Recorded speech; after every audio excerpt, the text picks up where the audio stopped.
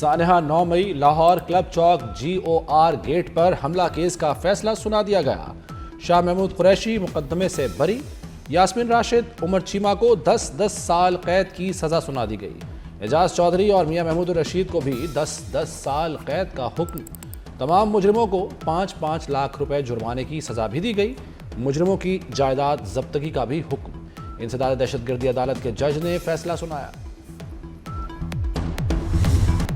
پاک بھارت جنگ اقوام متحدہ نے پاکستان کے موقف اور بیانیے کی تصدیق کر دی۔ بھارت پہلگام حملے میں پاکستان کے ملوث ہونے کے شواہد پیش نہیں کر سکا۔ 7 مئی کو پاکستانی حدود میں بھارتی حملہ اقوام متحدہ چارٹر کی خلاف ورزی قرار۔ رپورٹ کے مطابق بھارتی اقدامات پاکستان کی خود مختاری اور عدم مداخلت کے اصولوں کی سنگین خلاف ورزی ہیں۔ سنتاس معاہدے پر بھی پاکستان کے موقف کی تائید۔ کوئی یک طرفہ طور پر سنتاس معاہدہ معطل نہیں کر سکتا۔ بھارت کا یہ طرز عمل بڑے تصادم کا خطرہ پیدا کر سکتا ہے۔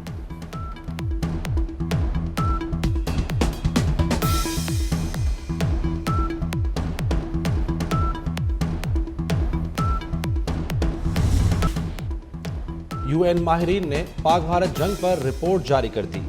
بھارت نے آپریشن سندور کے تحت پاکستان کی حدود میں طاقت کا استعمال کیا۔ بھارت کا پیشگی اطلاع نہ دینا اقوام متحدہ چارٹر اور مطلوبہ طریقہ کار کی خلاف ورزی ہے۔ بھارتی حملوں میں شہری علاقے نشانہ بنے، مساجد متاثر ہوئیں، متعدد شہری جاں بحق اور زخمی ہوئے۔ اگر بھارتی اقدام کو مسلح حملہ سمجھا جائے تو پاکستان کو اپنے تحفظ کا حق حاصل ہے۔ اقوام متحدہ کے ماہرین نے مودی سرکار کو سوال نامہ بھی بھیج دیا۔ تمام سوالوں کے جواب 60 دن کے اندر طلب کر لیے۔ پاکستان اپنے آبی حقوق پر کوئی سمجھوتا نہیں کرے گا۔ پانی روکنا یا اس کا رخ موڑنا اعلان جنگ سمجھا جائے گا۔ وزیر خارجہ اسحاق ڈار کا مودی سرکار کو دو ٹوک پیغام کہتے ہیں۔ بھارتی اقدامات سے جنوبی ایشیا میں امن و استحکام کو شدید خطرات ہیں۔ بھارت کا حالیہ اقدام پانی کو بطور ہتھیار استعمال کرنے کی واضح مثال ہے۔ سنتاس معاہدہ معطل کرنا ویانا کنونشن کی بھی خلاف ورزی ہے۔ بھارتی اقدامات سے پاکستان کی غذائی سلامتی کو خطرہ لاحق ہے۔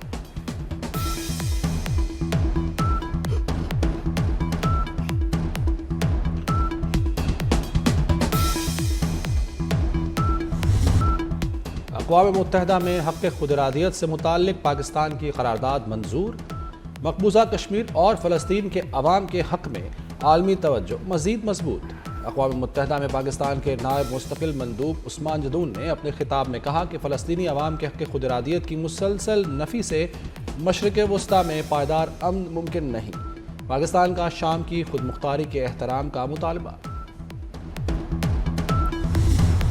بنگلہ دیش میں بھارت کی دہشت گردی۔ انقلابی طالب علم رہنما عثمان ہادی را کے ایجنٹوں کے ہاتھوں شہید ہو گیا۔ طلبہ تحریک کے ترجمان کے قتل میں بھارت ملوث۔ بھارت کی ہمسایہ ممالک میں مداخلت اور قاتلوں کی پشت پناہی نے خطے کو تصادم کے دہانے پر پہنچا دیا۔ ڈھاکہ سمیت مختلف شہروں میں بھارت کے خلاف مظاہرے اور پرتشدد واقعات زور پکڑ گئے۔ مشتعل مظاہرین نے کارواں بازار میں اخبار کے دفتر کو آگ لگا دی۔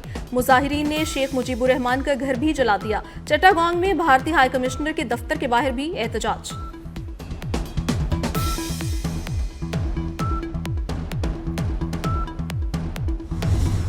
پاکستان نے ان کی جارحیت کا جواب دیا ہے، بڑی بہادری کے ساتھ دیا ہے، اور اب ان کو یہ بات چبھ رہی ہے کہ پاکستان کے ہاتھوں ہندوستان کو اتنی بڑی شکست کیوں ہوئی۔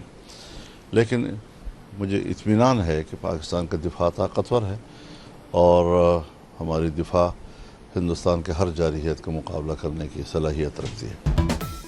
ہمارا دفاع مضبوط ہے، بھارت کو یہ بات چبھ رہی ہے۔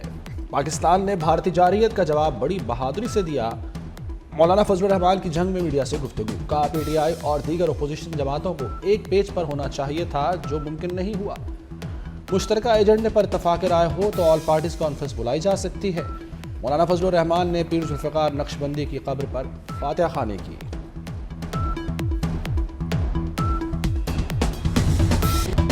اڈیالہ جیل کے قیدی اپنی سزا بھگت کر ہی رہا ہوں گے۔ اسلام آباد یا پشاور بند کرنے سے بانی کی سزا ختم نہیں ہوگی۔ گورنر خیبر پختونخوا فیصل کریم کنڈی کہتے ہیں بانی اس وقت اڈیالہ جیل میں VVIP قیدی ہیں۔ نہیں چاہتا بانی کے ساتھ وہی سلوک کیا جائے جو ان کی خواہش تھی۔ چاہتے ہیں کسی کو بھی سیاسی انتقام کا نشانہ نہیں بنانا چاہیے۔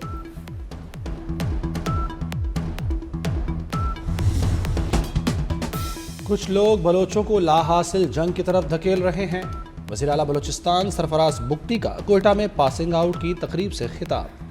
کہا پولیس اہلکار دہشت گردوں کے سامنے سیسا پلائی دیوار کی طرح کھڑے ہیں۔ سردار بہادر خان یونیورسٹی پر حملے کے بعد داخلوں کی تعداد بڑھ گئی۔ ریاست پاکستان تا قیامت چٹان کی طرح کھڑی رہے گی۔ اگر کوئی بچہ بصارت سے محروم ہے تو اس رب ذوالجلال نے اس بچے کو بے پناہ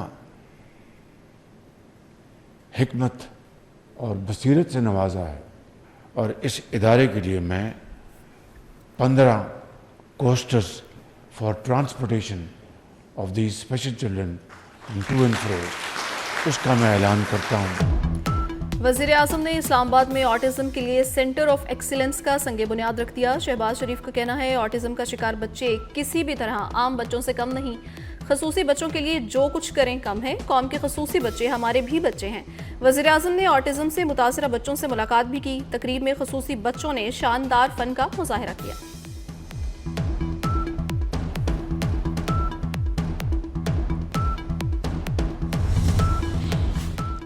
جسٹس طارق محمود جہانگیری کو اسلام آباد ہائی کورٹ سے ہٹانے کا نوٹیفیکیشن جاری۔ وزارت قانون نے صدر کی منظوری کے بعد جسٹس طارق محمود جہانگیری کو ڈی نوٹیفائی کر دیا۔ نیا سال، نئے جرمانے، نئی سزائیں۔ 1 جنوری سے گھر، دکان یا فیکٹری سے کوڑا باہر پھینکنے پر 25,000 جرمانہ ہوگا۔ نالیوں میں کوڑا پھینکنے پر 10,000 جرمانہ بھرنا ہوگا۔ گندگی پھیلانے پر 3 سے 7 سال قید کی سزا ہوگی۔ 50,000 سے 5 لاکھ تک جرمانہ بھی ہوگا۔ کوڑے کو آگ لگانے پر 5 لاکھ جرمانہ اور 3 سال قید بھی بھگتنا ہوگی۔ ٹائر جلانے پر 7 سال قید اور 5 لاکھ جرمانہ ہوگا۔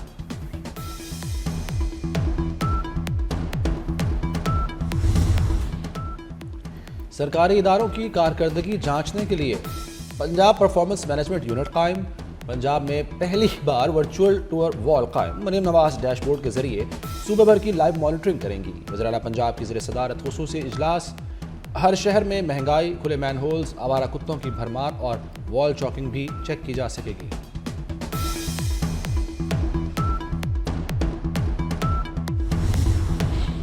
پنجاب حکومت کا تعلیمی نظام مضبوط بنانے کے لیے اہم فیصلہ۔ کابینہ نے اسکول مینجمنٹ کونسل پالیسی 2024 کی منظوری دے دی۔ نئی پالیسی سے فنڈز کے استعمال، فیصلوں اور انتظامی امور میں نگرانی بہتر ہوگی۔ تعلیمی اداروں میں سردیوں کی چھٹیاں کل سے شروع ہوں گی۔ اسکول 11 جنوری کو کھلیں گے۔ اسلام آباد کے نجی تعلیمی اداروں کے لیے موسم سرما کی تعطیلات کا اعلان۔ اسکول اور کالجز 26 دسمبر سے 3 جنوری تک بند رہیں گے۔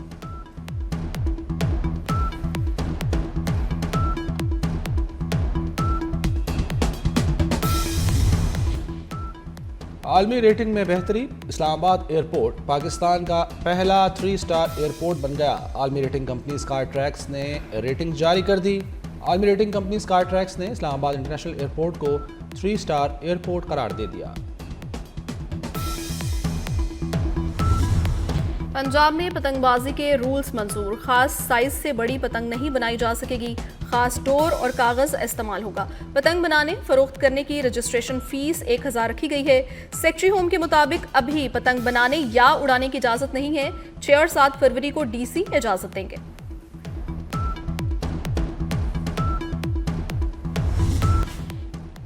ڈاکٹر وردہ قتل کیس کی تحقیقات میں اہم پیش رفت۔ جے آئی ٹی نے اپنی رپورٹ مکمل کر لی۔ جے آئی ٹی نے ملزموں اور مقتولہ کے ورثاء سمیت 180 سے زائد افراد کے بیانات قلم بند کیے۔ مشترکہ تحقیقاتی کمیٹی نے قتل اور لاش چھپانے کے مقامات کا بھی معائنہ کیا۔ کراچی میں ہیوی ٹریفک کا خونی کھیل جاری۔ بلدیہ ریس کورٹ کے قریب ڈمپر کی ٹکر سے کار سوار جاں بحق۔ ریسکیو حکام کے مطابق جاں بحق شخص کی شناخت 35 سالہ ضیاء اللہ کے نام سے ہوئی۔ حادثے کے بعد ڈمپر ڈرائیور فرار ہو گیا۔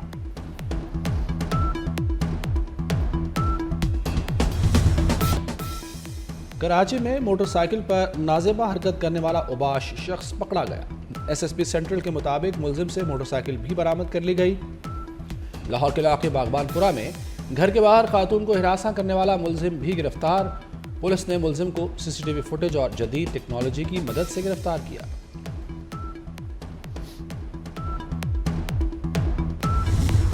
باغوں کے شہر میں آلودگی تمام حدیں پار کر گئی، فضا دھندلی اور زہر آلود ہو گئی۔ لاہور آج بھی آلودہ ترین شہروں میں سر فہرست، شرح 589 رہی۔ سیکریٹریٹ میں AQI 835 تک ریکارڈ۔ شہریوں کو ماسک لگانے اور احتیاط کرنے کی ہدایت۔ شہر کا درجہ حرارت 14 ڈگری پر آ گیا۔ ناصر باغ میں درخت کاٹے گئے تو فوجداری مقدمات بنے گے، صرف ناصر باغ کو ہی کیوں انڈر گراؤنڈ پارکنگ کے لیے چنا گیا؟ پرانی چولٹن مارکیٹ پارکنگ کا منصوبہ روک دیا، ایسے منصوبوں نے شہر کو تباہ کر دیا۔ اہل لاہور فکر نہ کریں، عدالت ماحولیاتی حقوق کا تحفظ کرے گی۔ جسٹس شاہد کریم کے اسموک تدارک کیس میں ریمارکس، عدالت نے کہا گاڑیوں کا دھواں آلودگی اسموک کا بڑا سبب ہے۔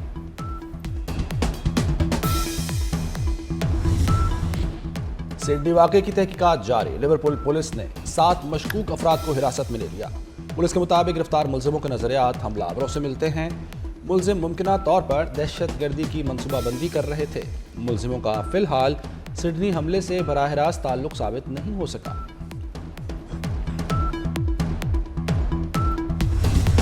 بیلجیم کے دارالحکومت برسلز میں کسان سڑکوں پر آ گئے۔ یورپی یونین کے ہیڈ کوارٹرز کے باہر کسانوں کا احتجاج شدت اختیار کر گیا۔ مظاہرین نے سڑکیں بند کر دیں، کئی مقامات پر آگ لگا دی، اسکواڈ میں مویشیوں کا چارہ بکھیر دیا۔ برسلز شہر میں کسانوں کے احتجاج کے باعث ٹریفک جام ہے۔